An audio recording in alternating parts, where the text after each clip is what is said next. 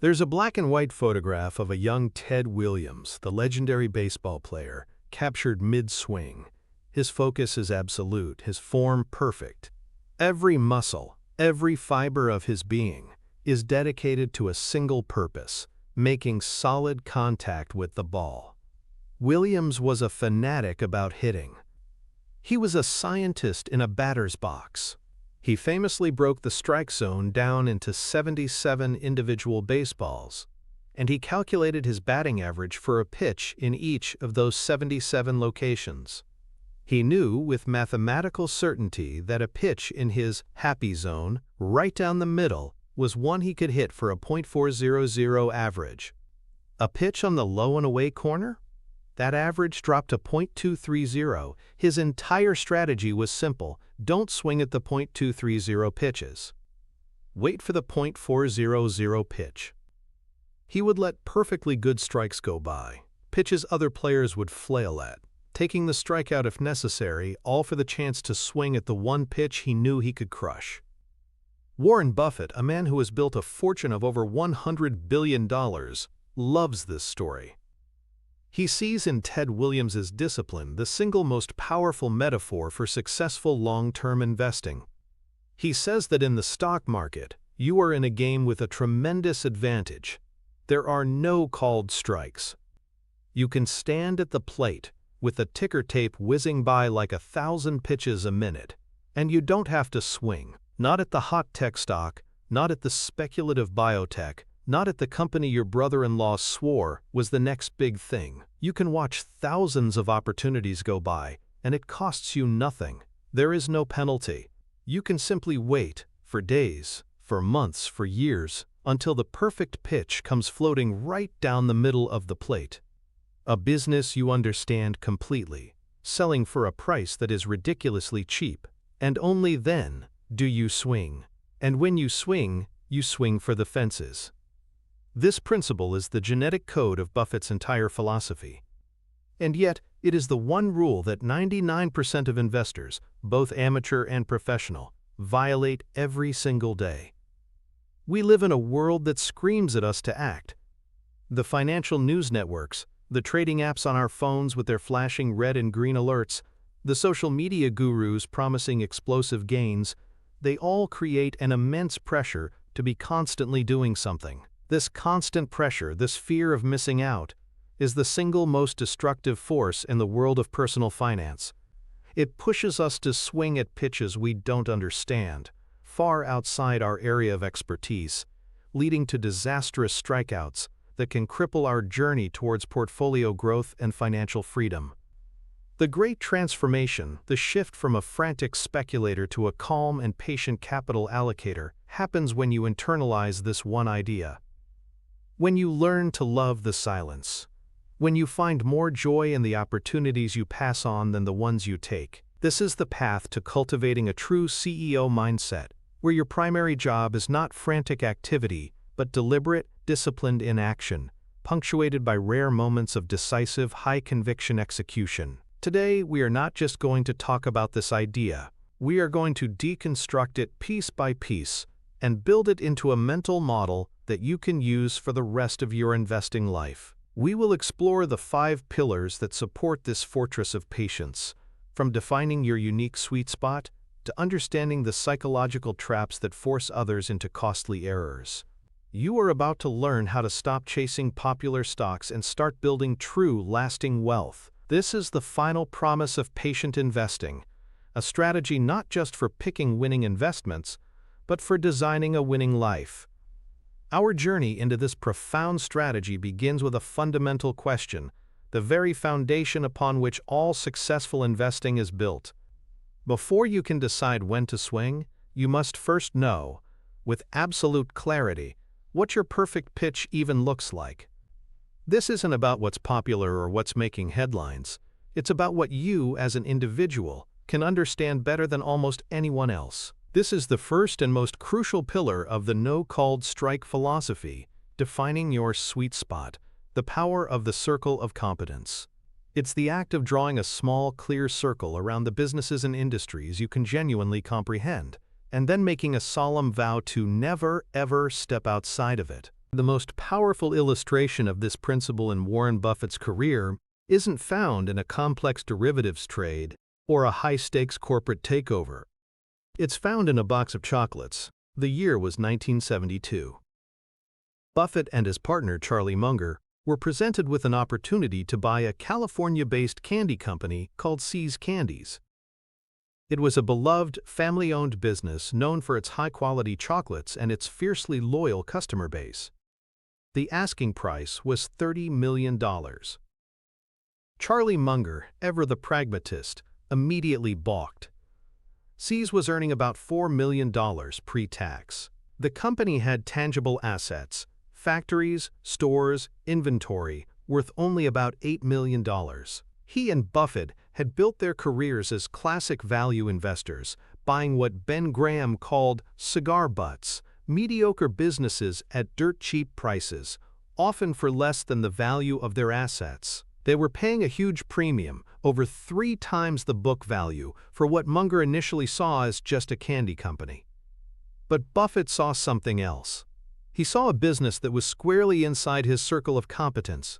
He didn't need a degree in software engineering or a PhD in molecular biology to understand it. He understood candy. More importantly, he understood the human emotion connected to it. He understood that when a young man went to his girlfriend's house for the first time, he didn't show up with a cheap, generic box of chocolates to save $2.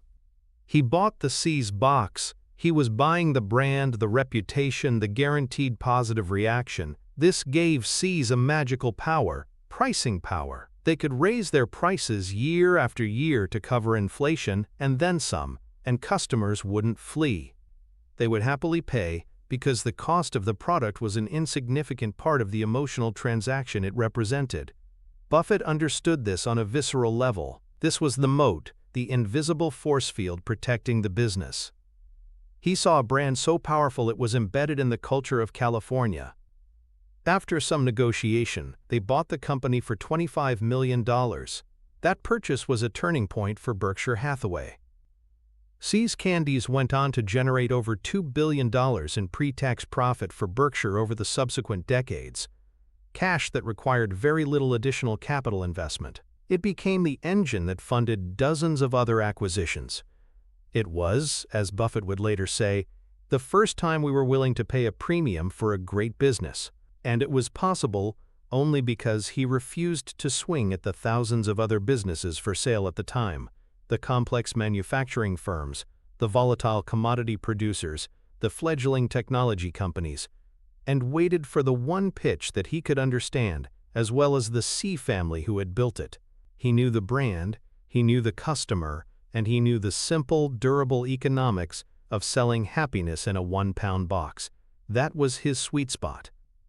The reason Buffett's discipline is so rare and so powerful is because it serves as a direct antidote to one of the most pervasive and dangerous psychological biases in human decision-making, the Dunning-Kruger effect. This cognitive bias, identified by psychologists David Dunning and Justin Kruger, describes a phenomenon where individuals with low ability or knowledge in a particular domain consistently overestimate their own competence. In essence, they are too ignorant to recognize their own ignorance. The world of stock picking is a perfect breeding ground for this effect.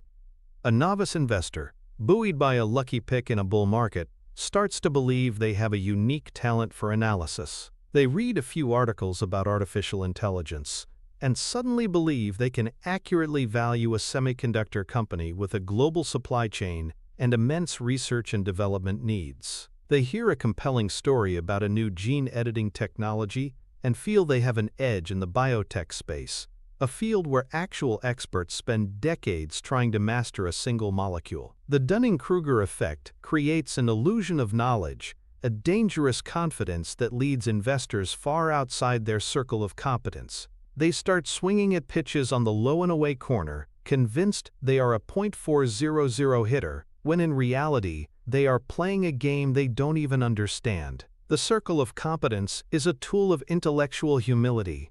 It is a conscious, deliberate act of saying, there are thousands of businesses out there, and I am simply not smart enough to understand 99% of them. But there are a precious few, that I can know inside and out, and I will confine my activities to that small circle. This isn't a sign of weakness. It is the ultimate sign of a professional, a CEO mindset. It's the recognition that in investing, your biggest enemy isn't the market.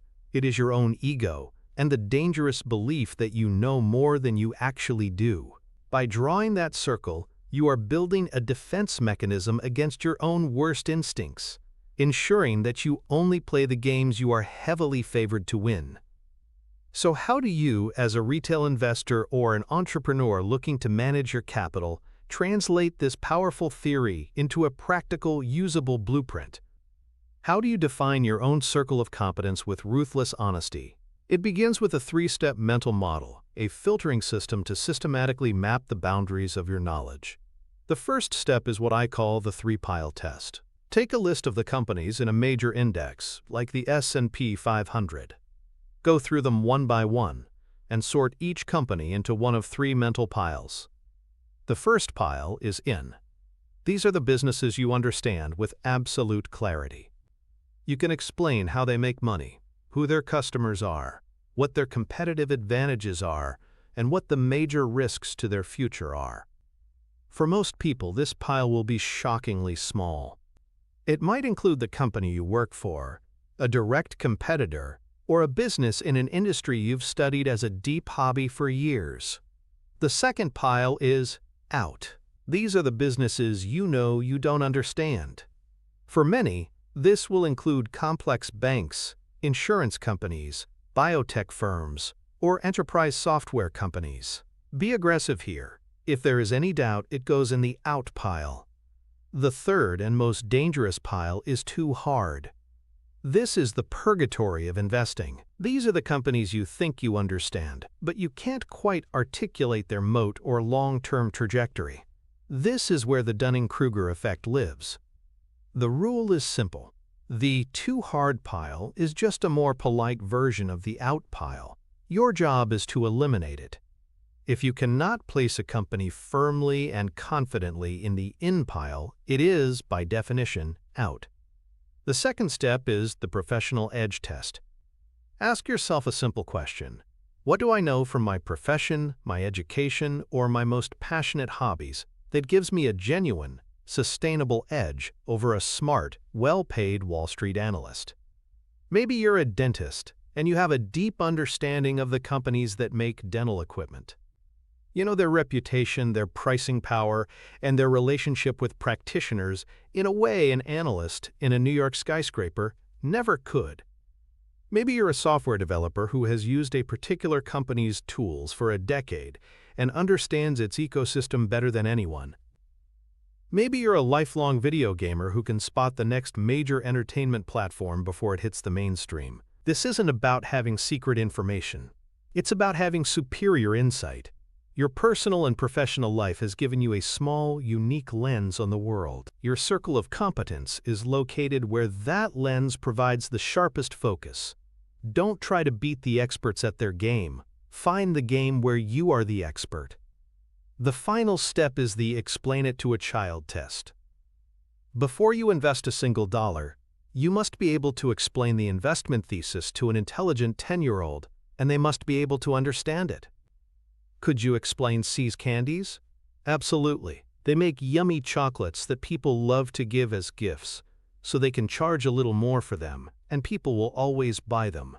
Could you explain the intricate balance sheet of a global investment bank, or the patent portfolio of a pharmaceutical company with the same simplicity and clarity? If the answer is no, it's not a pitch in your sweet spot. This test forces you to cut through jargon and complexity and focus on the fundamental, durable economics of the business.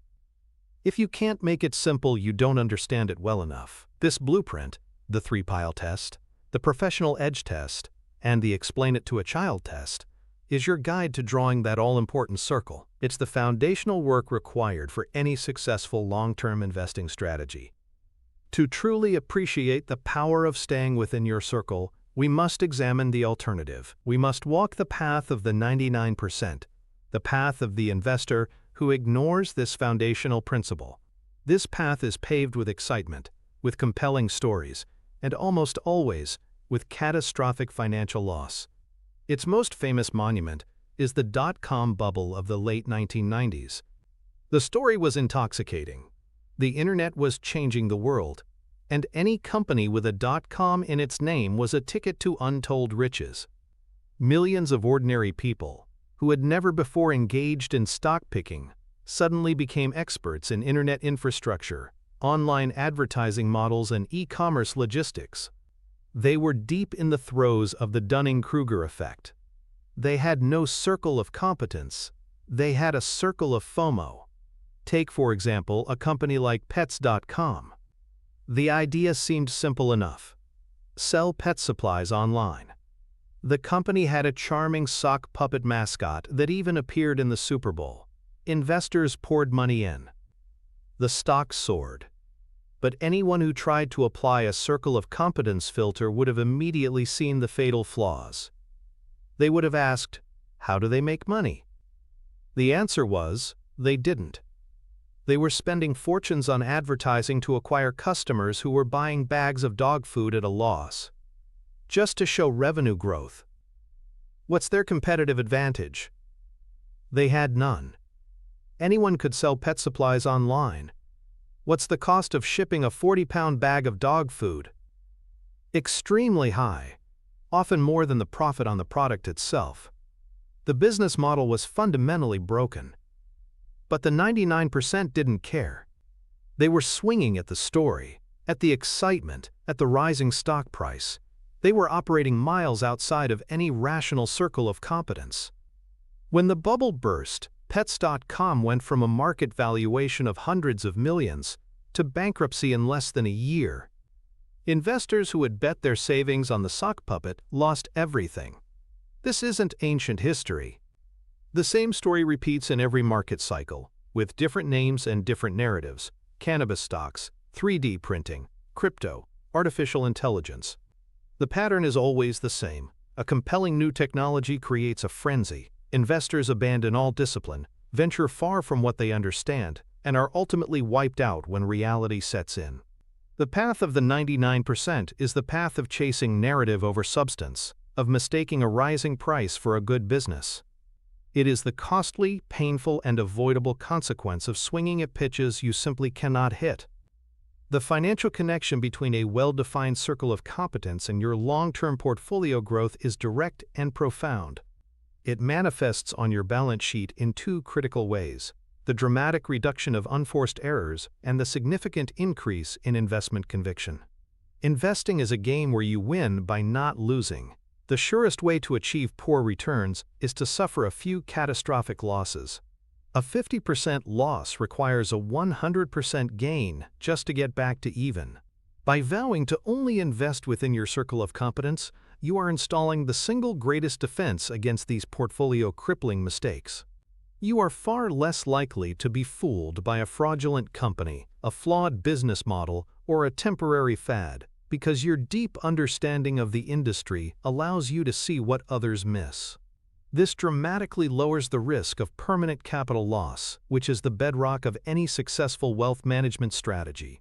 The second financial benefit is the ability to swing with conviction, which we will explore in a later pillar. When you truly understand an investment, when it falls squarely in your sweet spot, you are not frightened by market volatility. When the price of your See's candies drops because of a general market panic, you don't panic sell. You smile because you know the underlying business is still sound and you are being offered a chance to buy more of a wonderful asset at an even better price.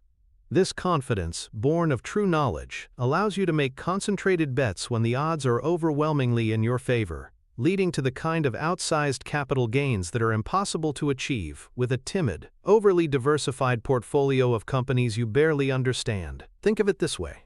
A portfolio built outside your circle of competence is like a house built on sand. It might look impressive for a while, but the first storm will bring it down. A portfolio built squarely within your circle is a fortress built on bedrock. It may be less exciting, it may grow more slowly at times, but it is durable, resilient, and will stand the test of time, compounding your wealth year after year on your journey to financial freedom. This is not just a theory, it is the mathematical reality of a strategy built on knowledge over speculation. Once you have meticulously defined your circle of competence, you have built the batter's box. You know exactly where your sweet spot is. Now comes the hard part. The part that requires not intellectual horsepower, but emotional fortitude. The crowd is roaring. The scoreboard is flashing. Pitches are flying past at a dizzying speed, and some of them look tantalizingly close to the edge of your happy zone. The urge to swing, to do something, is almost overwhelming. This brings us to the second pillar, the psychological core of Buffett's entire philosophy, the psychology of inaction, mastering the art of doing nothing. This is the discipline to watch thousands of pitches go by, to endure the boos from the crowd and the taunts of your opponents, all while waiting patiently for that one, perfect, unmistakable pitch. There is no more powerful story to illustrate this principle than Warren Buffett's conduct during the single greatest speculative mania of our lifetime, the dot-com bubble of the late 1990s. From 1995 to early 2000, the Nasdaq index, filled with technology and internet companies, quintupled in value. It was a gold rush. Stories were rampant of secretaries becoming millionaires overnight by investing in tech IPOs. A new paradigm had supposedly emerged, one where old metrics like profits and assets didn't matter. It was all about eyeballs, network effects, and getting big fast. And in the middle of this frenzy stood Warren Buffett, the most famous investor in the world, doing absolutely nothing. He publicly admitted he didn't understand the valuations. He couldn't project the cash flows of these new companies 10 or 20 years into the future. They were, for him, pitches on the low and away corner, far outside his circle of competence, and so he refused to swing. The pressure on him was immense and public. Berkshire Hathaway's stock, filled with old economy businesses like insurance, furniture, and candy, began to dramatically underperform the soaring market.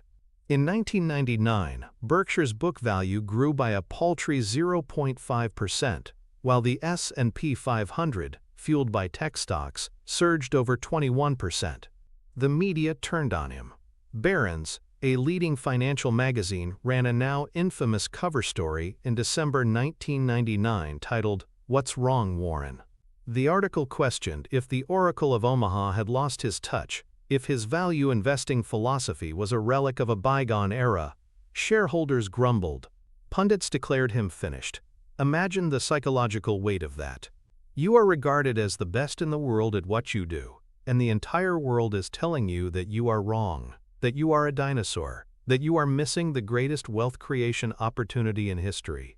Lesser mortals would have cracked. They would have caved to the pressure, bought a few safe tech stocks like Cisco or Microsoft, just to participate, just to quiet the critics.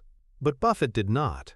He sat, calmly, with his bat on his shoulder, watching the pitches fly by. Then, in March of 2000, the bubble burst. The Nasdaq, which had peaked above 5,000, began a brutal, relentless collapse. Over the next 2.5 years, it would fall nearly 80%. Companies that had been worth billions went to zero, fortunes were vaporized, and as the carnage unfolded, the value of Berkshire Hathaway began to soar. The capital he had patiently preserved during the mania was now a war chest he could deploy to buy wonderful businesses at bargain prices from panicked sellers. His refusal to play a game he didn't understand, his mastery of inaction, was not a sign of being washed up. It was the ultimate demonstration of his genius. He didn't need to predict the crash. He just needed the discipline to stick to his principles and do nothing when he didn't have a clear edge. That period of intense criticism and subsequent vindication is the defining anecdote of his career, a masterclass in the psychology of patience. The immense pressure Buffett faced, and that every investor faces, is rooted in deep-seated psychological biases that are wired into our brains. The most potent of these is the fear of missing out, or FOMO. FOMO is not just a modern social media phenomenon, it's a powerful evolutionary instinct. For our ancestors, being left out of the group, missing out on a new food source, or being excluded from a hunt could be a death sentence. This fear of exclusion is now weaponized in financial markets. It is driven by two related cognitive biases: social proof and herd bias. When we see a large group of people doing something, in this case, getting rich buying a certain type of stock, our brains automatically assume it must be the correct thing to do. The herding instinct kicks in. The pain of being left behind, of watching your neighbors and colleagues seemingly effortlessly build wealth while you sit on the sidelines, becomes unbearable. It triggers a primal panic that overrides rational stock analysis. You stop asking, "Is this a good business at a fair price?" and start asking, "How can I get in on this before it's too late?" Compounding this is another powerful psychological force: action bias. Humans have a default tendency to favor action over inaction, even when resting is the more strategically sound choice. We feel that if we are not actively trading, not constantly researching the next hot stock, not doing something, then we are not being productive investors. A portfolio manager who tells their clients, "I haven't found a single good idea in the last year, so we've just been sitting in cash," is likely to be fired, even if that was the most prudent course of action. Action feels like control. Inaction feels like passivity and failure. Buffett's genius is his ability to systematically override these powerful, hardwired instincts. He has retrained his brain to associate action not with control, but with risk. For him, every purchase must clear an incredibly high hurdle. Inaction is his default state. He has recognized that in the world of long-term investing, activity is often the enemy of returns, and that most of the time, the single most profitable thing you can do is absolutely nothing at all. This is a profound psychological rewiring that separates the amateur from the master capital allocator. Cultivating this level of Zen-like patience isn't something that happens overnight. It requires a deliberate, structured approach, a practical blueprint for mastering the art of doing nothing. The first tool in this blueprint is the 20-slot punch card analogy. Buffett asks you to imagine that when you are born, you are given a punch card with only 20 slots on it. Each time you make an investment decision in your entire life, you have to punch one of those slots. Once you've used all 20, you can't make any more investments. This mental model has a profound effect. It immediately raises the bar for what constitutes an investment-worthy idea. You would stop treating stock picking like a casual game and start treating it with the gravity it deserves. You wouldn't waste a precious punch on a speculative bet or a half-baked idea. You would do exhaustive research, you would wait for a truly exceptional opportunity with a wide margin of safety, and you would make a significant, concentrated bet. You would, in short, start behaving like Warren Buffett. This isn't just a clever thought experiment.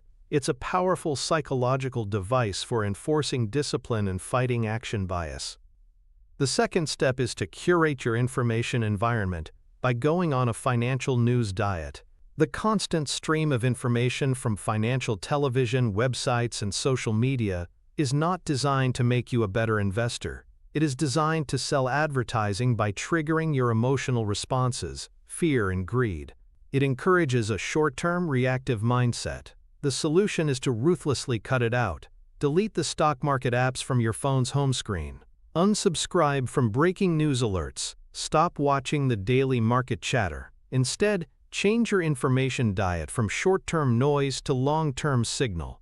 Your time should be spent reading annual reports of companies you admire, industry trade journals, and biographies of successful business leaders.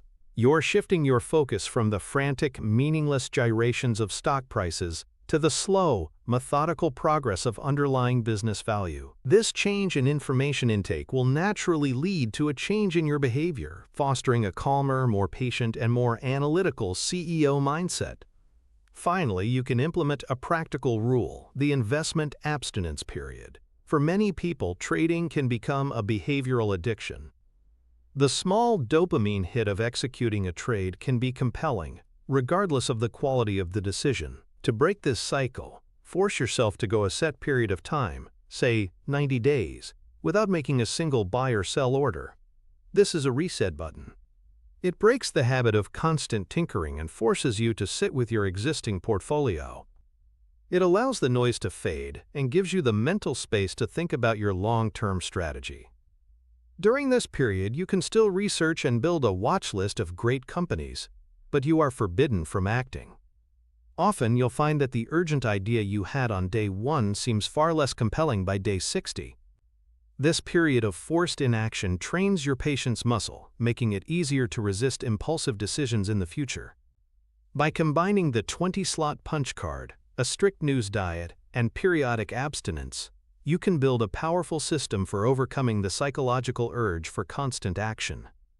To truly grasp the wisdom of inaction, we must look at its antithesis, the hyperactive trader, the embodiment of the path of the 99%. This is the individual glued to multiple screens, watching the ticker tape, as if it were a high-stakes video game. Their day is a flurry of activity, buying a stock on a pre-market news rumor, selling it an hour later on a technical indicator, shorting another based on a tweet from a financial influencer. They believe they can outsmart the market's short-term whims, that their quick reflexes and access to instant information give them an edge. They are engaged in a constant, frantic dance, convinced that more activity equals more profit. But what is the reality of this approach? First, there are the direct costs. Every trade incurs a commission or a bid-ask spread, small frictions that act like sandpaper on their capital, slowly grinding it away. Then there are the taxes. Any position held for less than a year is taxed at the much higher short-term capital gains rate, a massive and often overlooked drag on performance. But the biggest cost is a strategic one. The hyperactive trader has no time for deep thought or true stock analysis. Their world is one of price charts and momentum indicators, not business models and competitive moats. They are forever reacting, never anticipating. They are the mouse on the treadmill, running faster and faster but ultimately going nowhere. Their portfolio suffers from constant churn, preventing the magic of long-term compounding from ever taking hold. This is not investing, it is expensive entertainment. It's the polar opposite of the calm, deliberate, and immensely profitable inactivity practiced by the world's greatest capital allocators. It is a path of emotional exhaustion and financial mediocrity, a cautionary tale of what happens when the urge to act goes unchecked. The direct financial connection between mastering inaction and superior portfolio growth is one of the most mathematically certain principles in all of finance. The impact on your balance sheet is immediate and quantifiable, primarily through the dramatic reduction of frictional costs and the maximization of tax efficiency. Let's consider two investors, each starting with $100,000. Investor A is the hyperactive trader, turning over their entire portfolio once a year. Investor B is the patient, Buffett-style investor who finds a few great companies and holds them for decades. Let's assume both are skilled enough to generate a 12% pre-tax return annually. Investor A, the trader, will see their gains taxed at the short-term rate, which could be as high as 37%. Investor B's gains, when they are eventually realized far in the future, will be taxed at the much lower long-term capital gains rate, perhaps 15% or 20%. But even more powerfully, Investor B benefits from tax-deferred compounding. The money that Investor A is sending to the government each year in taxes is still working and compounding inside Investor B's portfolio. Over a 30-year period, this difference is not small, it is colossal. The patient investor's portfolio will be vastly larger, potentially double the size of the active traders, even with the exact same pre-tax stock-picking skill. This is before we even factor in the trading commissions and the higher likelihood of behavioral errors that come with hyperactivity. In wealth management, the returns you don't give away to transaction costs and taxes are just as valuable as the returns you earn. By learning to do nothing, you are not being lazy. You are employing one of the most powerful strategies for beating the S&P 500 and building lasting financial freedom. You are allowing the unstoppable force of compounding to work its magic, uninterrupted by the friction of unnecessary activity. The math is undeniable. Your patience pays dividends, quite literally. You have now established the first two pillars of our fortress. You've drawn your circle of competence, defining your sweet spot with precision. And you've cultivated the psychological discipline to sit patiently, bat on your shoulder, ignoring the thousands of pitches that fly by outside that zone. The question that naturally follows is a critical one. What does the perfect pitch actually look like? How do you recognize it amidst all the noise? This is not a matter of guesswork or intuition. It is a matter of rigorous analysis and valuation. This brings us to our third pillar, the fat pitch, recognizing and valuing the perfect opportunity. It's about having a clear, analytical framework to identify that rare moment when a truly wonderful business is offered at a ridiculously attractive price. The year is 1963, and American Express is a titan of American finance. It is one of the most trusted brands in the world, its travelers' checks as good as gold. But a disaster strikes, one that has nothing to do with its core business.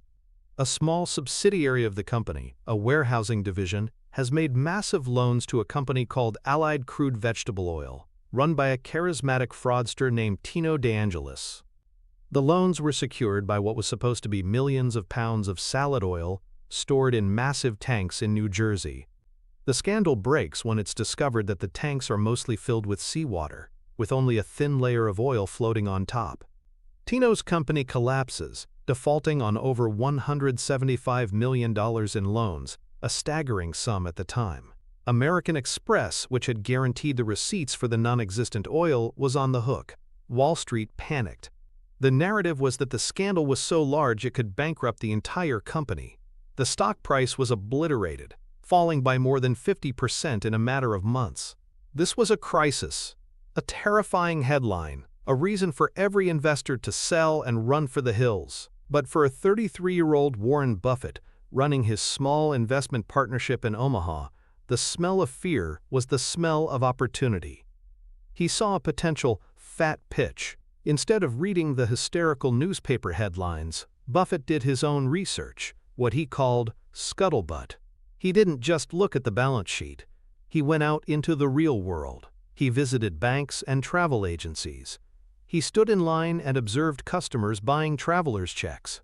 He went to restaurants and watched diners pay with their American Express cards. He talked to merchants. He was asking one simple question. Has this scandal, which happened in a tiny, obscure division of the company, changed the behavior of the core customer? The answer was a resounding no. People still trusted the brand. The traveler's check and credit card businesses, the real engines of American Express's profitability, were completely unaffected. The market, in its panic, was pricing the entire company as if it were going to fail. Buffett, however, did the math. He concluded that even under the worst-case scenario, the company's powerful earnings from its core businesses could easily absorb the losses from the salad oil fraud.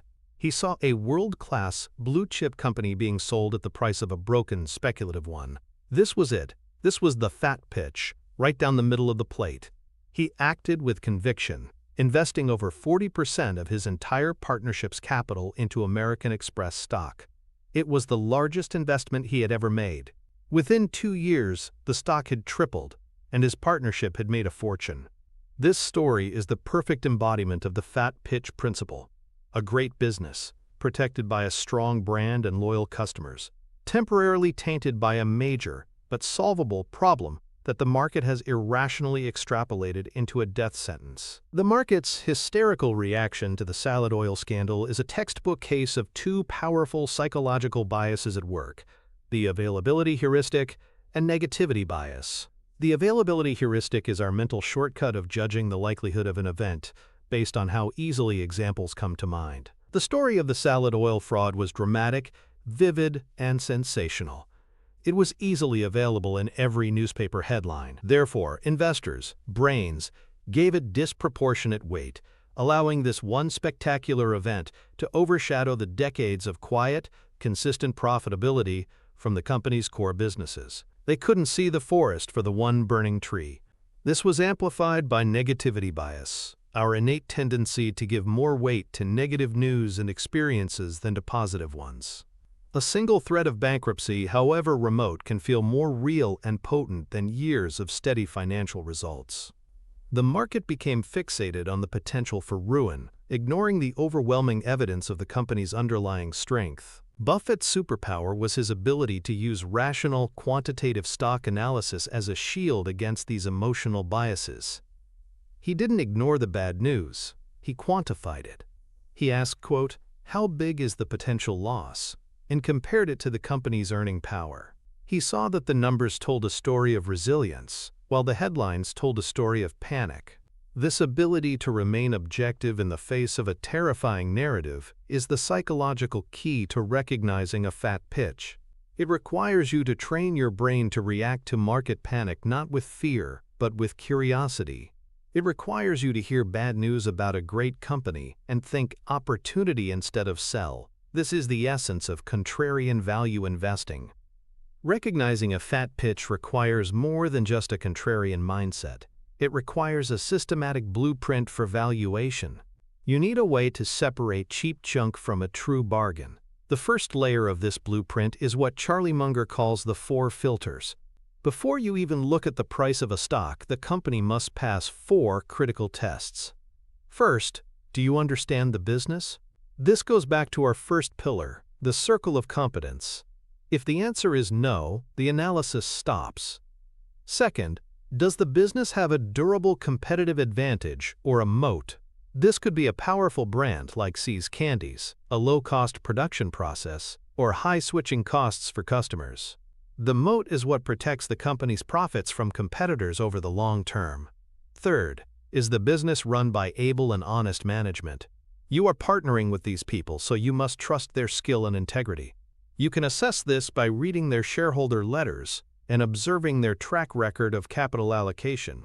Fourth, and only after the first 3 are confirmed, can you ask, can I buy it at a rational price? This final filter, determining a rational price, leads to the core concept of all value investing, the margin of safety. Popularized by Buffett's mentor, Benjamin Graham, this principle is elegantly simple. First, you must do the work to calculate a company's intrinsic value, an estimate of what the business is truly worth, independent of its fluctuating stock price. You can do this using various methods, like a discounted cash flow, DCF analysis, which projects the company's future earnings and discounts them back to the present day. The goal is to arrive at a conservative estimate. Say, you determine a business is worth $100 per share. The margin of safety principle dictates that you don't buy it at $95 or even $90. You wait until the market, in a fit of pessimism or panic, offers it to you at a significant discount, perhaps $60 or $50 per share. That gap between the intrinsic value, $100, and your purchase price, $50, is your margin of safety. It is your protection against errors in your own judgment, unforeseen problems with the business, or just plain bad luck. It provides both a higher potential for capital gains as the price reverts to its true value, and a built-in cushion that limits your downside risk. A key technique for finding these opportunities is what I call news inversion. When you see a terrifying headline about a great company you've already analyzed and admire, train your brain to invert the emotional reaction. Instead of thinking, "Oh no, I should avoid that," think, "This might be the emotional panic that creates the margin of safety I've been waiting for." This is how you move from being a passive consumer of market news to an active hunter of value. The path of the 99% stands in stark contrast to this disciplined, value-oriented approach. The average retail investor does not buy businesses, they buy tickers. They do not calculate intrinsic value, they look at price charts. Their decision-making is governed not by a margin of safety, but by a theory of momentum, often called the greater fool theory.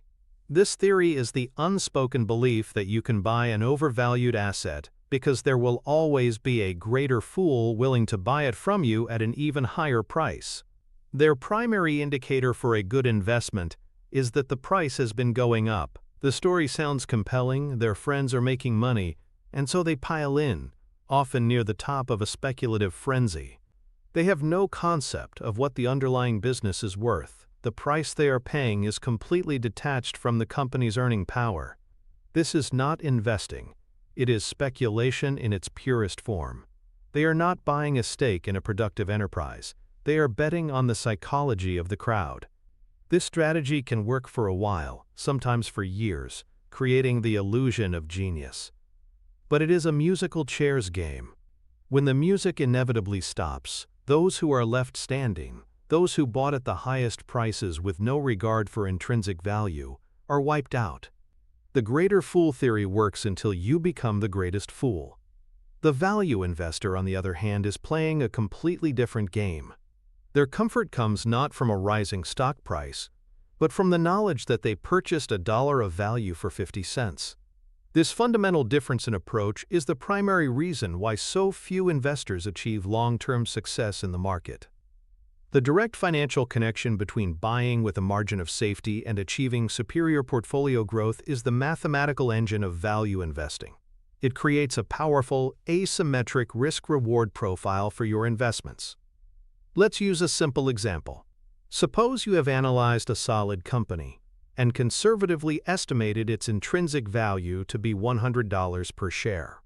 Investor A, the momentum investor, buys it at $120 during a period of market euphoria because the price is going up.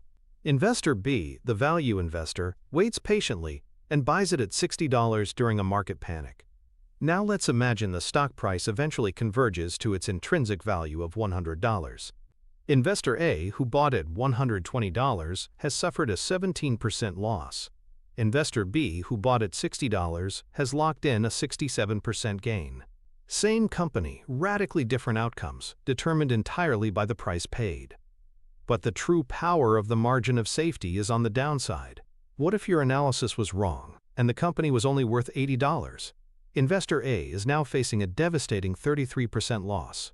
Investor B, however, still has a 33% gain. The margin of safety acted as a financial shock absorber, turning a potential loss into a respectable profit. By consistently seeking out these situations, you are building a portfolio where the potential upside on each investment is significantly larger than the potential downside. This is the secret to generating high returns without taking on high risks. It's how you can structure your asset allocation to produce significant capital gains over the long term, creating a reliable path toward beating the S&P 500. It is the quantifiable balance sheet proof of the fat pitch strategy in action. It's not about being smarter than everyone else. It's about being more disciplined and more rational, and waiting for the one pitch you know you can hit out of the park. You have now built 3 of the 5 pillars. You have a clearly defined circle of competence. You possess the emotional fortitude to wait patiently for an opportunity to appear within that circle. And you have an analytical framework to recognize and value that opportunity when it arrives. The fat pitch, the moment has come. The perfect pitch is floating over the plate, a wonderful business at a 50-cent dollar. What do you do now? The answer to this question is what separates the good investor from the truly great one. It is the 4th pillar, a concept that seems paradoxical but is the key to unlocking extraordinary returns. Swinging with conviction, the paradox of concentrated asset allocation. When you've waited this long and the odds are this overwhelmingly in your favor, you don't just take a tentative little swing, you don't just buy a starter position. You take a full, powerful, confident cut. You bet big. For decades, Warren Buffett famously avoided technology stocks. They were squarely outside his circle of competence. He couldn't predict what the tech landscape would look like in 10 years, so he didn't play. But in the 2010s, something shifted. One of his younger investment managers at Berkshire Hathaway, Ted Weschler or Todd Combs, began buying a small position in Apple. Buffett, intrigued, started to look at the company not as a technology firm, but through his familiar lens of a consumer products company. What he saw astounded him. He saw a product, the iPhone, that had a level of brand loyalty and customer devotion he had only ever seen with companies like Coca-Cola or See's Candies. He saw a sticky ecosystem of software and services that made it very difficult for customers to switch. He talked to people, he observed their behavior, and he realized they would rather give up their second car than their iPhone. He saw a company with immense pricing power, a global brand, and a management team that was brilliantly allocating capital by buying back its own stock. Apple had finally entered his circle of competence, and once he understood it, he did not act timidly. Starting in 2016, Berkshire Hathaway began to buy Apple stock. And they didn't stop. They bought billions of dollars worth. Then they bought tens of billions more. They swung with a level of conviction that shocked the financial world. By the end of the buying spree, Apple constituted a massive portion of Berkshire's public stock portfolio, at times approaching nearly 50%. This was the ultimate violation of the textbook rule of diversification. Financial advisors preached that you should spread your money across dozens or even hundreds of stocks to reduce risk. And here was the world's greatest investor putting a colossal chunk of his shareholders' money into a single company. This is the paradox in action. Extreme patience and selectivity on the front end, followed by extreme concentration and aggressive capital allocation on the back end. Buffett wasn't trying to find 100 mediocre ideas. He was waiting for one or two truly magnificent ones, and when he found them, he bet the farm. His investment in Apple would go on to generate over $100 billion in capital gains for Berkshire, becoming one of the most successful investments in financial history. It was a masterclass in swinging with conviction. The conventional financial wisdom that Buffett's Apple bet so flagrantly violated is rooted in a deep psychological fear of being wrong. This is the principle of regret aversion. The pain of regret we feel from a bad decision is psychologically far more powerful than the joy we feel from a good one. If you spread your money across 50 stocks and one goes to zero, the financial and emotional impact is small. But if you concentrate 25% of your portfolio into one stock and it goes to zero, the regret is catastrophic. It feels like a personal failure. To avoid this potential for intense regret, most investors choose to diversify broadly. They end up with what Buffett calls a Noah's Ark portfolio. They own two of everything. The result is that they are protected from any single disastrous failure, but they are also protected from any single spectacular success. Their returns are doomed to mediocrity. Buffett turns this logic on its head. He argues that if you have truly done the work, if you are operating within your circle of competence, and if you have bought with a massive margin of safety, then the risk of a permanent capital loss is already very low. In this context, the real risk is not concentration, but what he calls diversification. Diversifying for its own sake into businesses you don't understand as well as your best ideas. He believes that your best ideas are inherently safer than your 20th best idea. Therefore, putting more money into your best ideas is actually the lower risk strategy. Overcoming regret aversion and the dogma of over-diversification requires a profound shift in mindset. It requires you to have supreme confidence in your own analytical process and the courage to look wrong in the short term in order to be very right in the long term. It is the definitive CEO mindset where you make bold, strategic bets on your highest conviction initiatives. How can a retail investor apply this principle of concentrated asset allocation without taking on reckless risks? The key is to build a structured blueprint for conviction. The first step is to adopt the best ideas portfolio model. Instead of aiming to own a large number of stocks, your goal should be to own your 5 to 15 absolute best ideas. This scarcity forces a much higher standard for what makes it into your portfolio. It's no longer enough for a stock to be pretty good. It has to be truly exceptional to displace one of your existing holdings. This approach naturally leads to deeper research and a more profound understanding of each company you own. You transition from being a collector of stocks to a connoisseur of businesses. The second step is to size your positions based on conviction. Your portfolio should not be a democracy where every stock has an equal vote. Your capital allocation should be a direct mathematical reflection of your confidence. A simple way to structure this is to rank your ideas from number 1, highest conviction, down to number 10, lowest conviction. Your number 1 idea might receive a 15 to 20% portfolio allocation, while your number 10 idea might only receive 2 to 3%. This ensures that your best thinking has the biggest impact on your results. To help with this ranking, you can use the "if I could only buy one" test. For each position, ask yourself, if the stock market were going to close for the next 10 years and I could only own one business to provide for my family's future, would this be it? This is a powerful, clarifying question. It forces you to think about true long-term durability and quality. filtering out the mediocre ideas and leaving only the truly world-class businesses. Finally, to reinforce this ownership mentality, you should learn to view your portfolio through the lens of look-through earnings. Don't think of your portfolio as a list of tickers with fluctuating prices. Instead, think of it as fractional ownership in a handful of real businesses. If you own 1% of a small company that earns $1 million a year, then your share of the earnings is $10,000. Is that earnings stream growing? Is management reinvesting it wisely? Focusing on your proportional share of the underlying business earnings, rather than the daily stock price, transforms you from a speculator into a business owner. This set of mental models, a best ideas portfolio, conviction-based position sizing, and a look-through earnings perspective, provides a safe and rational framework for practicing the art of strategic concentration.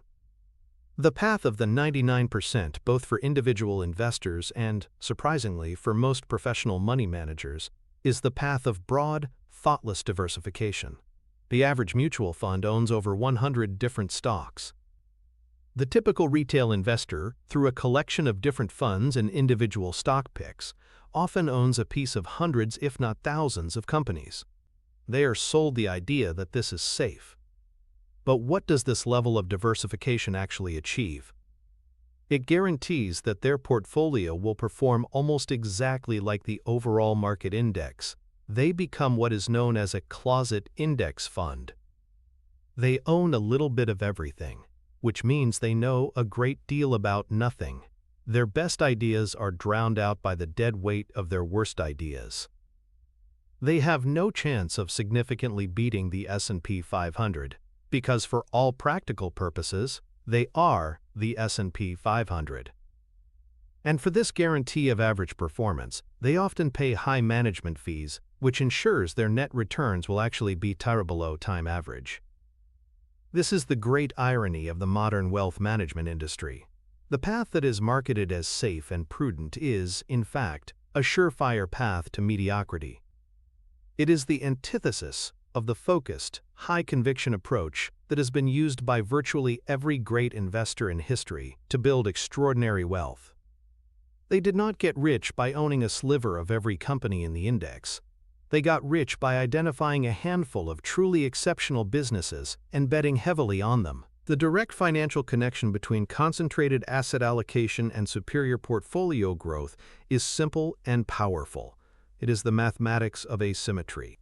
In a broadly diversified portfolio of 100 stocks, if one of your stocks doubles, it has a negligible impact on your overall return.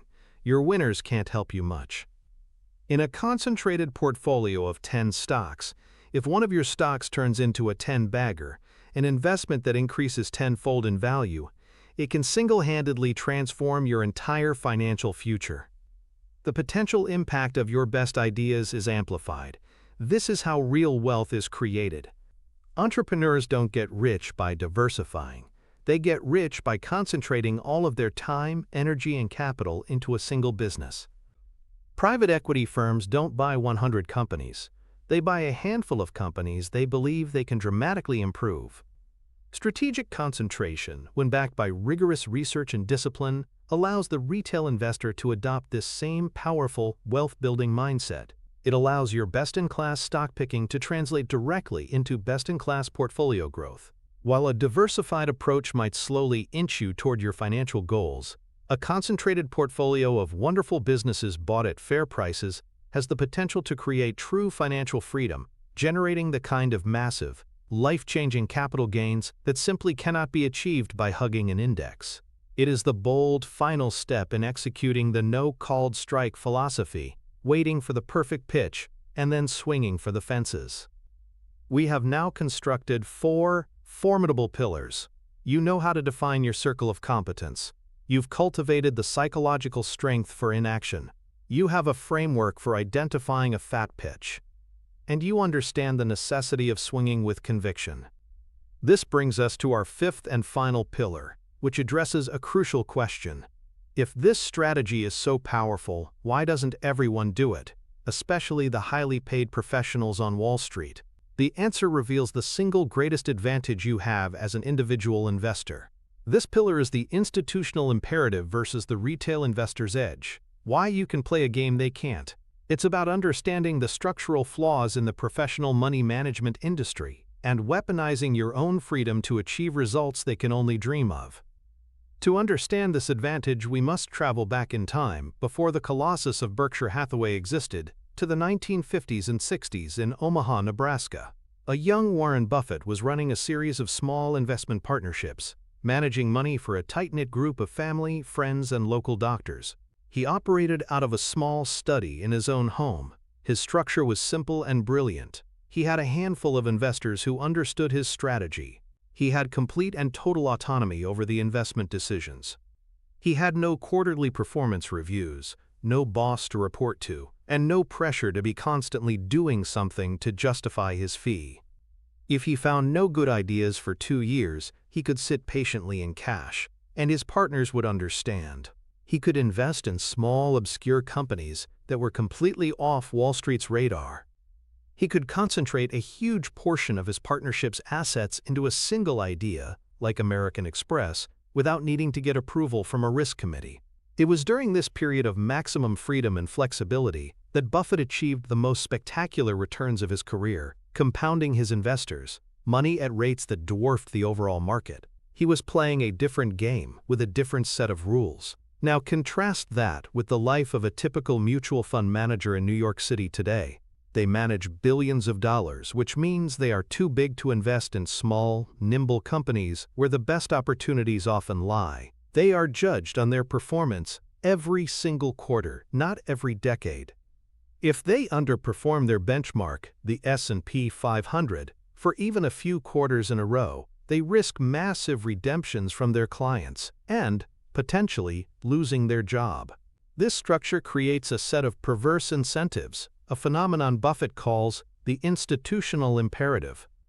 The institutional imperative is the powerful invisible force that causes large organizations to mindlessly imitate their peers, no matter how foolish the behavior may be. This is driven by deep psychological principles, primarily the agency problem and short-termism. A fund manager is an agent, managing other people's money.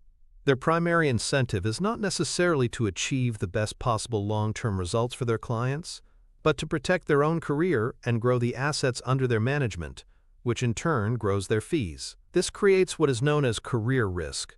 If a fund manager buys a well-known stock like IBM and it does poorly, they won't get fired. The client will think, well, everyone owns IBM, it was a safe choice, just bad luck.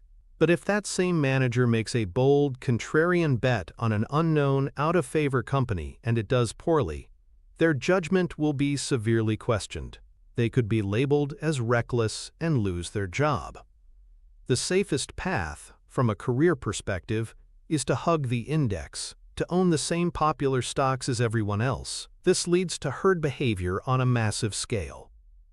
Furthermore, the relentless pressure for short-term performance forces them into a state of short-termism. They cannot afford to look wrong for a year or two, even if it's the right long-term decision. They couldn't have done what Buffett did during the dot-com bubble. A fund manager who sat in cash while the Nasdaq was doubling would have been fired long before their strategy was vindicated. These structural and psychological constraints mean that the vast majority of professional money managers are not playing the no-called strike game. They are forced to swing at almost every pitch. They are playing a game of relative performance, trying to beat an index by a fraction of a percent, while you, the individual, have the freedom to play a game of absolute performance, trying to achieve the best possible result over a lifetime. Your status as a retail investor is not a disadvantage, it is your ultimate superpower. You must build a blueprint to consciously and deliberately weaponize the structural advantages you have over the professionals.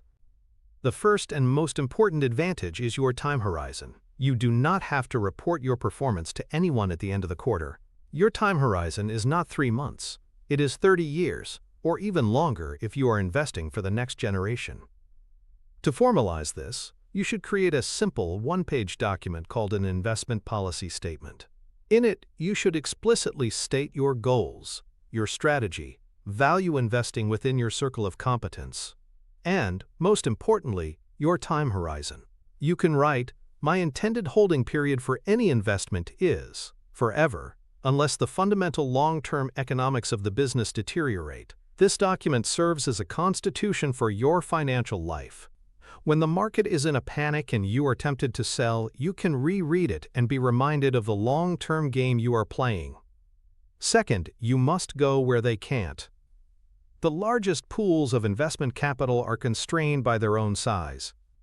A multi-billion-dollar fund cannot invest a meaningful amount of money in a company with a $200 million market capitalization. The position would be too small to matter, and buying enough to make a difference would drive the stock price up too much. This means there is an entire universe of smaller, less followed companies that are effectively off-limits to the big players. This is an arena with less competition, where diligent individual investors can find wonderful businesses that are misunderstood or ignored by Wall Street. This is where you can find true mispricings and opportunities for spectacular portfolio growth. Finally, you must structure your life for patience. Your ability to act rationally during a market downturn is directly proportional to your personal financial stability. The greatest threat to a long-term strategy is being forced to sell your high-quality assets at bargain prices to cover a personal expense. Therefore, you must build a moat around your portfolio. This means having a robust emergency fund with 6 to 12 months of living expenses in cash. It means automating your savings and investments so you are consistently adding capital, regardless of market conditions. It means avoiding consumer debt and living within your means. By creating a life where you are never a forced seller, you guarantee that you can ride out any storm and be a buyer when others are panicking. This structural setup is your greatest asset in executing a patient, long-term strategy for beating the S&P 500. The path of the 99% of professional managers is a world away from this state of empowered freedom. Imagine a day in the life of a typical portfolio manager. It begins with a pre-market meeting where they have to justify the previous day's performance. They spend hours on calls with analysts, trying to get a slight edge on next quarter's earnings report. They are constantly watching the news, reacting to every geopolitical event or Federal Reserve announcement. They are under immense pressure from their clients, who are calling in a panic because one of their stocks is down 5%. Their compensation, their reputation, and their job security are all tied to the short-term relative performance of their fund. They are not free to think independently. They are trapped in a system that rewards conformity and punishes patience. They are forced to participate in a game that is almost impossible to win over the long term, a game of chasing trends and managing perceptions rather than investing in great businesses. This is not to say they are not smart or hardworking people. They are simply players in a game with a deeply flawed set of rules. You, the retail investor, have the incredible gift of being able to refuse to play that game altogether. You can choose to play by Buffett's rules instead. The direct financial connection is the ultimate punchline of this entire strategy. By stepping outside the institutional imperative, you unlock a direct path to superior returns. Let's quantify the advantages. First, you save on fees. The average actively managed mutual fund might charge a 1% management fee per year. This sounds small, but over a 30-year investing career, that 1% fee can consume nearly a third of your potential final nest egg due to the reverse power of compounding. By managing your own portfolio of concentrated long-term holdings, you eliminate this massive drag on your wealth management. Second, you have superior tax efficiency.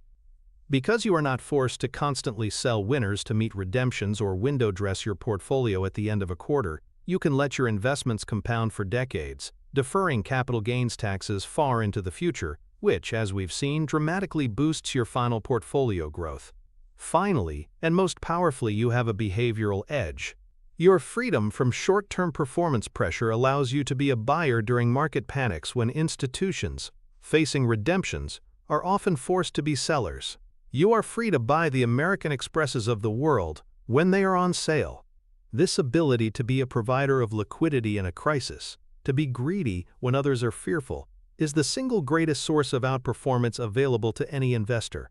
By weaponizing your status as an individual, your long time horizon, your ability to invest in smaller companies, and your freedom from career risk, you are not just leveling the playing field with the professionals, you are tilting it decisively in your favor. This is the ultimate key to achieving true financial freedom. You have made it through the entire construction. You now possess a complete mental model, a five-pillared fortress of reason that can transform your entire approach to investing and wealth creation. You have learned to define your sweet spot through an honest circle of competence. You've discovered the psychological power of inaction, the discipline to wait for the perfect pitch. You've been given a blueprint for recognizing that fat pitch when it arrives, focusing on intrinsic value and a margin of safety. You understand the paradoxical power of swinging with conviction, concentrating your capital in your very best ideas. And finally, you have seen that your greatest strength is your individuality, your freedom from the institutional imperative that hamstrings the professionals. You have acquired a powerful system for shifting your identity from a frantic speculator, tossed about by the waves of market fear and greed, into a patient, business-like capital allocator, a true CEO of your own financial future. This knowledge, if applied with discipline, is more valuable than any stock tip or secret algorithm. But it's crucial to understand that this principle, this entire no-called strike framework, is just one powerful node in a much larger network of mental models that the world's greatest investors use. Mastering when to swing is a monumental achievement, but it is inextricably linked to understanding what you are swinging at. The true key that unlocks the long-term compounding machine, the secret ingredient that separates a good company from a generational investment, is the concept that Buffett learned from See's Candies and Apple, the durable competitive moat.